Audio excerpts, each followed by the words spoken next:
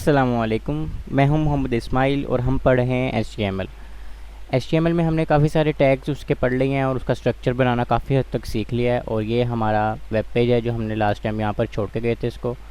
और हमने इसमें काफ़ी सारे पेज भी बना लिए हैं, जैसे कि ये कॉन्टेक्ट पेज है, ये खाली है। उसके बाद हमने ये टेबल बनाना सीखा था। और इसके बाद हमने ये लिस्ट का हमने लास्ट लेक्चर में पढ़ा था, हमने ये लिस्ट बनाई थी। आज का जो हमारा टॉपिक है वो है जी HTML block and inline elements. अब ये क्या होते हैं? Every HTML element has a default display value depending on what type of element it is.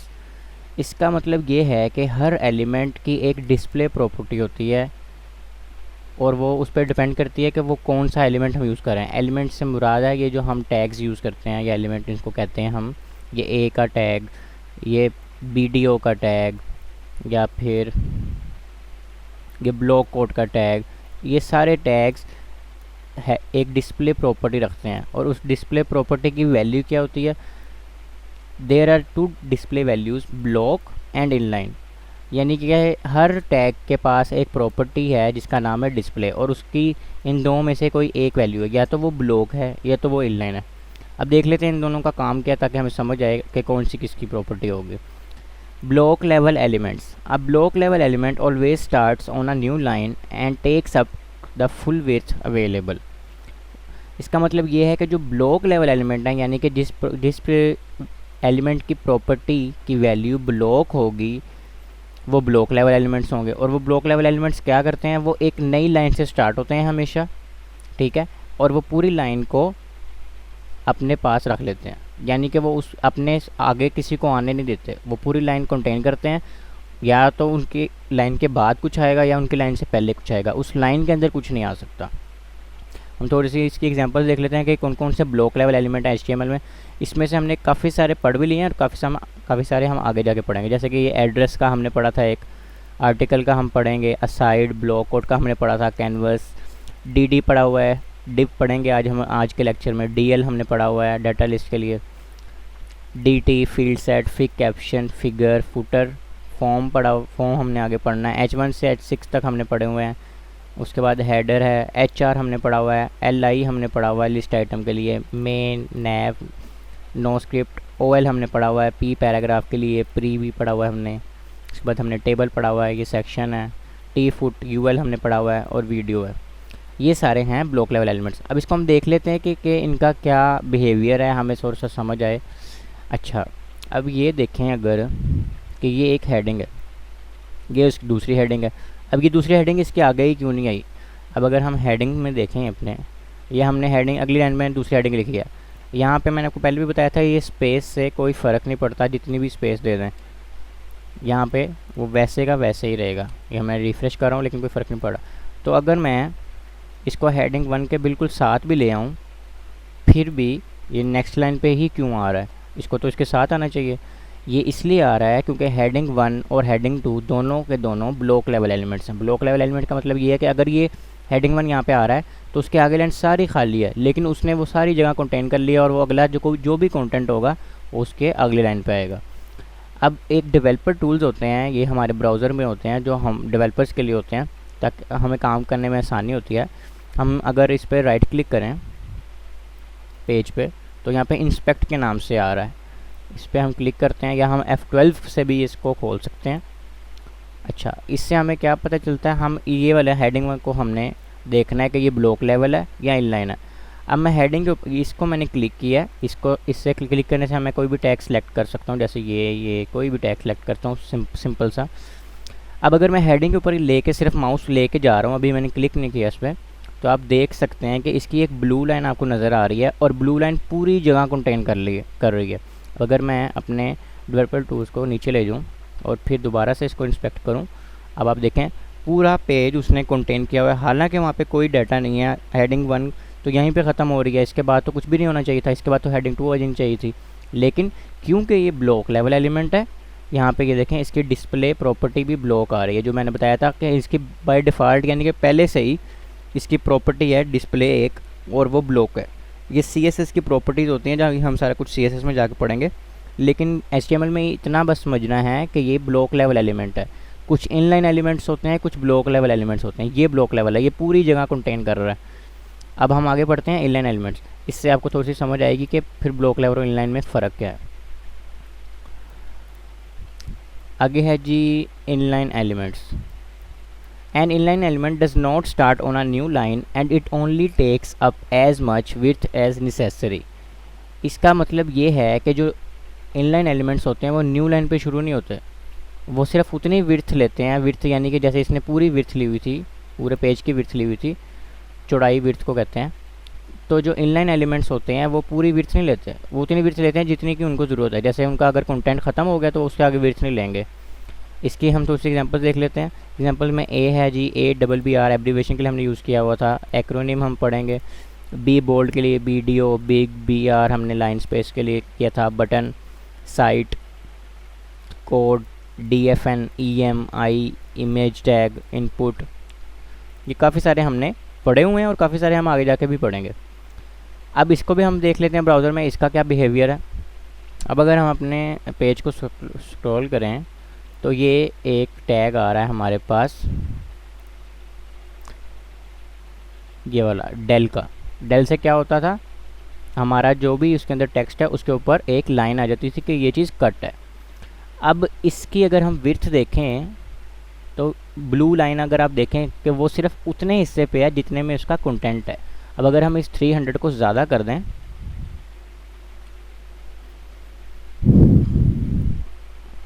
ये हम 300 को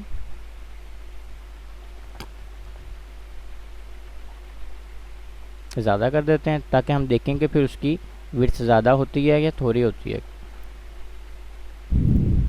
किसी भी चीज़ को अगर ढूंढना हो तो हम कंट्रोल H से ये हमारा टूल बार खुल जाता है और उसके अंदर हम वो लिख दें तो वो हमें चीज़ नज़र आ जाएगी। ये देखें, नज़र आ गया।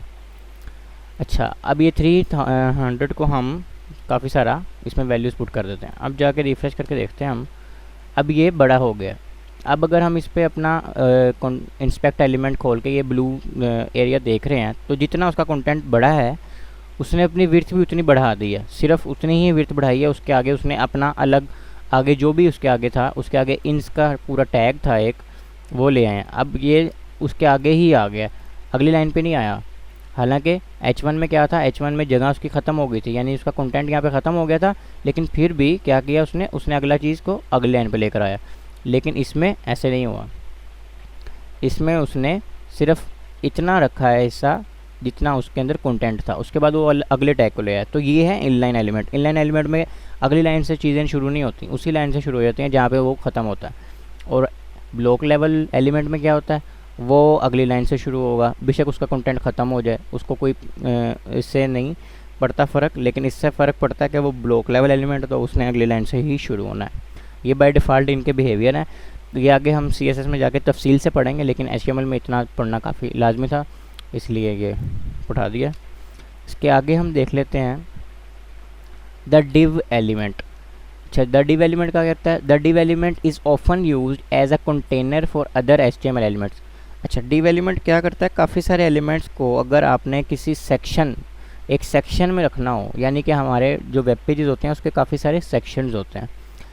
अब अगर मैं आपको एक वेबसाइट दिखाऊं, एक नेटरस की CSS और HTML से बनी हुई वेबसाइट है। अब इसमें ये एक हेडर है, उसके बाद ये एक सेक्शन है, फिर उसके बाद ये एक अलग से सेक्शन है, फिर ये एक और सेक्शन है, फिर ये अलग से सेक्शन है, और ये एक और सेक्शन है, और फिर ये फुटर है। अब हमने ये सेक्शंस कैसे डिवाइड करने हैं अपने वेब पेज के अंदर, हम तो ऐसे सारा कुछ लिखी जा रहे हैं बीच बीच में ही सारा कुछ। जब हमें सेक्शंस डिवाइड करने की ज़रूरत पड़ती है तो हम डिव का एलिमेंट यूज़ करते हैं, डिव का टैग यूज़ करते हैं। वो क्या करता है, काफ़ी सारे टैग्स को अपने अंदर कंटेन कर लेता है और वो एक सेक्शन बन जाता है। The div element has no required attributes but style, class and ID are common. Div element जो होते हैं उसके लिए कोई एट्रीब्यूट्स यूज़ नहीं होते, जैसे ए के लिए href यूज़ होता है, टारगेट यूज़ होता है, इमेज के लिए src यूज़ होता है। वो एट्रीब्यूट्स जो हमने पहले पढ़े हुए, अगर आपने वो लेक्चर नहीं देखा तो आप देख लें, काफ़ी इंपॉर्टेंट लेक्चर है। लेकिन डिव के लिए कुछ एट्रीब्यूट्स यूज़ होते हैं, वो हैं स्टाइल, क्लास, ID। और ये सारे एलिमेंट्स हर टैग के लिए यूज़ हो सकते हैं, और ये हमने अभी पढ़े नहीं है। क्लास और ID इंशाल्लाह हम अगले लेक्चर में पढ़ेंगे, और स्टाइल आगे हम जाके CSS में पढ़ेंगे। तो ये जो 3 एट्रीब्यूट्स है ये तो हर टैग के लिए यूज़ होते हैं। मैं आपको आगे जाके बताऊंगा कि ये क्यों हर टैग के लिए यूज़ हो सकते हैं। ऑप्शन होती है कि हमने यूज़ करने हैं या नहीं करना है, हमारी क्या रिक्वायरमेंट है। तो डिव के लिए कोई ख़ास एट्रीब्यूट्स नहीं है, यही 3 एट्रीब्यूट्स हैं जो सारे कॉमन हैं वैसे ही। When used together with CSS the div element can be use to style block of content. अब अगर हमने एक कंटेंट को, एक ये पूरे सेक्शन को अगर हमने स्टाइल करना है, CSS के साथ स्टाइलिंग करनी है इसकी। CSS एक लैंग्वेज है जिससे हम अपनी वेबसाइट को खूबसूरत बना सकते हैं, उसको स्टाइलिंग कर सकते हैं। अगर हम चाहें कि हेडिंग का कलर रेड हो जाए तो वो रेड हो जाएगा। ये सारे काम हम CSS से कर सकते हैं। तो उस एक सेक्शन को हम स्टाइल करने के लिए ये डिव का एलिमेंट यूज़ करते हैं। हम चेक कर लेते हैं, थोड़ा सा काम करके साथ डिव के साथ काम करते हैं। अब अगर ये जो हमारे लिंक्स हैं सारे पेजेस के, ये जो पेजेस के लिंक्स हैं, हम इसको एक सेक्शन में रख लेते हैं। हम यहाँ पे लिखते हैं जी डिव। डिव का हमने टैग यूज़ कर दिया और ये सारा कंटेंट जो भी है ये हमारा लिस्ट का पेज सबसे पहले लिख लेते हैं। उसके बाद हम यहाँ से हटा देते हैं। उसके बाद हम लिख लेते हैं टेबल का पेज। उसके बाद हम लिख लेते हैं जी कॉन्टैक्ट का पेज। Ctrl+A से Ctrl+C से ये कॉपी होता है और Ctrl+V से वापस पेस्ट हो जाता है। इसको हम ख़त्म कर देते हैं। अच्छा, अब अगर हम रिफ़्रेश करके देखें तो ये सारे एक लाइन में आ गए हैं। ये एक लाइन में इसलिए आ गए हैं क्योंकि मैंने BR का टैग यूज़ किया हुआ था ताकि एक एक लाइन छोड़ दे वो, तो वो हम दोबारा यूज़ कर लेते हैं ताकि वापस हमारे पिछली पोजीशन में आ जाए। तो ये हमारे एक एक लाइन में एक एक लिंक आ गया। अब हम इसको खोल के भी देख सकते हैं, सारे कलर भी रहे हैं। अच्छा, अब अगर आपने ध्यान से देखा हो तो कोई फ़र्क नहीं पड़ा इसमें।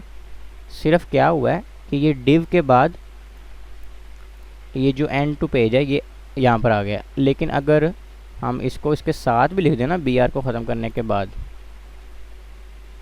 रिफ्रेश करके देखते हैं तो ये एंड टू पेज अभी भी अगली लाइन पे आ गया। अब ये यहाँ से अगर सिर्फ डिव ख़त्म कर दें हम और रिफ़्रेश करें तो ये एंड टू पेज इसके साथ आ गया। इसके साथ इसलिए आया क्योंकि कॉन्टैक्ट पेज और एंड टू पेज दोनों के दोनों इनलाइन एलिमेंट्स हैं। इनलाइन एलिमेंट्स का मुराद क्या है कि वो उतनी जगह कंटेन करेंगे जितनी उनको ज़रूरत पड़ेगी। लेकिन ये जो डिव का एलिमेंट है, ये जो हमने लगाया था, ये एक ब्लॉक लेवल एलिमेंट है। और ब्लॉक लेवल एलिमेंट क्या करता है, वो आगे जो भी उससे काम होगा वो अगली लाइन में शुरू कर देगा। अब अगर हम दोबारा से देखेंगे, डिव एलिमेंट लग गया इसके अंदर। अब डिव के बाद हमने ये ए का टैग लिखा हुआ है। अब इस ए के टैग को यहीं पे रहना चाहिए ना, लेकिन ये नीचे चले गया खुद ही। हमने कोई BR नहीं दिया हुआ इसके बाद कोई BR नहीं है। ये देख लें, BR इसके बाद है कि इसके बाद एक ये जो लिखा हुआ है ये इसके साथ ना है। अगर हम ये BR ख़त्म कर दें तो वो नीचे वाला पैराग्राफ इसके साथ आ जाएगा, लेकिन वो ऊपर नहीं आएगा। ये देखें, ये इसके साथ आ गया। तो डिव का काम क्या हुआ, वो ब्लॉक बना दिया उसने। इन सारों को भी ब्लॉक के अंदर हमने रैप कर दिया। ये एक सेक्शन बन गया और सेक्शन के बाद उसके साथ कुछ नहीं आएगा। हाँ, अगली लाइन पे आ सकता है, जैसे H1 के बाद अगली लाइन पे सारा कुछ आया था। तो ये हम काम कर सकते हैं जी डिव के साथ। आगे चलते हैं थोड़ा सा। The span element. Span element क्या करता है? The span element is an inline container use to mark up a part of a text और a part of a document. जैसे डिव एक ब्लॉक लेवल एलिमेंट था और एक सेक्शन के लिए यूज़ हो सकता था, ऐसे ही स्पैन जो है वो किसी भी चीज़ के लिए यूज़ हो सकता है। छोटे से टेक्स्ट के लिए भी यूज़ हो सकता है, बड़े से टेक्स्ट के लिए भी यूज़ हो सकता है, किसी भी चीज़ के लिए यूज़ हो सकता है। उसको हम आगे जाके देखेंगे काम इसका क्या है। The span element has no required attributes but style, class and ID are common. इसके भी वही एट्रीब्यूट्स हैं जो पिछले के थे, ये कॉमन एट्रीब्यूट्स हैं, ये किसी भी टैग के साथ यूज़ हो सकते हैं। When use together with CSS the span element can be use to style part of text.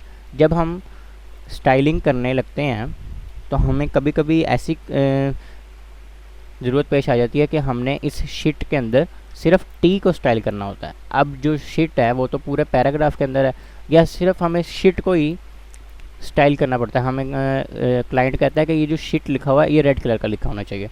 अब हम इस शीट को कैसे, ये जो लिखा हुआ है ये दिस लिखा हुआ है उल्टा हो रहा है, वहाँ पे जाके शीट हो रहा है क्योंकि हमने ये DIR BDO के अंदर यूज़ किया। हम इसको चेंज कर देते ताकि थोड़ी सी समझ आए। LTR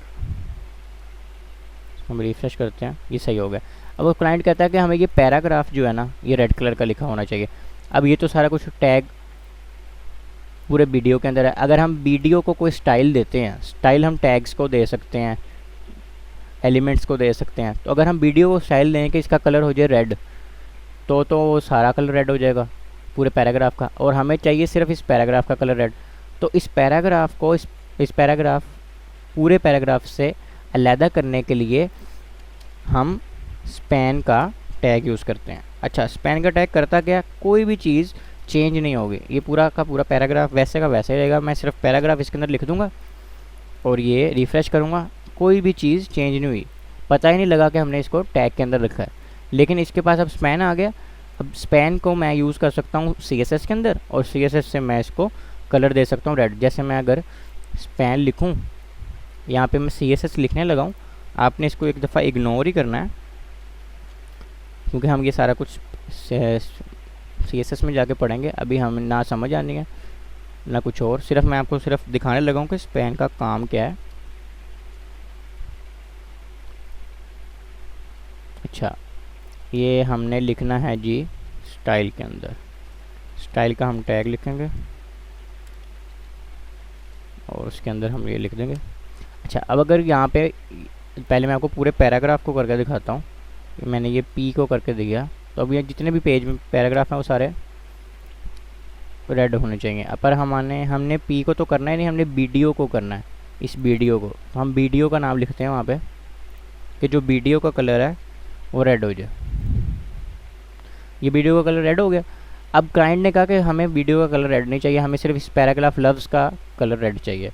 तो अब हम उसको अलहदा करने के लिए, उस पैराग्राफ के लफ्ज़ को अलहदा करने के लिए उसको एक अलहदा से स्पैन के टैग में लिख देंगे। उससे फ़र्क कोई भी नहीं पड़ेगा, विजुअल वैसे के वैसे ही रहेंगे जैसे कि पहले थे। वेब पेज में हमारे कोई भी फ़र्क नहीं पड़ेगा।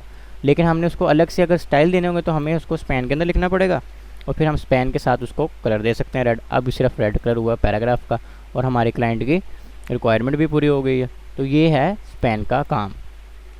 हमने आज सिर्फ 4 चीज़ें पढ़ी हैं, block level elements, inline elements, उसके बाद हमने पढ़ा है जी डिव एलिमेंट, उसके बाद हमने पढ़ा है स्पैन का एलिमेंट। तो ये था जी आज का लेक्चर। उम्मीद है आपको समझ आई होगी, और अगर कुछ समझ नहीं आई तो इसको कमेंट बॉक्स में मुझसे पूछें ताकि मैं आपको जवाब दे सकूं। और मैं रिकमेंड करूंगा कि आप साथ साथ प्रैक्टिस भी करें ताकि आपके मसले आएँ और मैं वो हल कर सकूं। इसी से आप सीख सकेंगे। सिर्फ लेक्चर देखने का कोई फ़ायदा नहीं है, आप साथ प्रैक्टिस भी करेंगे तो ही आपको इसकी आउटपुट भी मिलेगी। अल्लाह हाफिज़।